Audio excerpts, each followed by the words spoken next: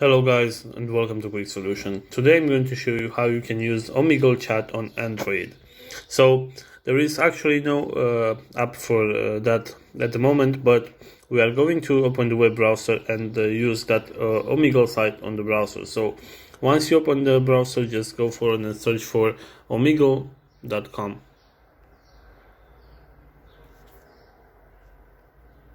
So right here, as you can see, there are two options that we can choose from: start a chat and video, and we want to select the video option. And once you do that, there is two options that you have to check, but most importantly, you'll have to read them before you start chatting. So the first one is about the age restriction, because you have to be at least 18 years old in order to use Omegle. So if you are 18 years old, just hit and check this icon, this box right here.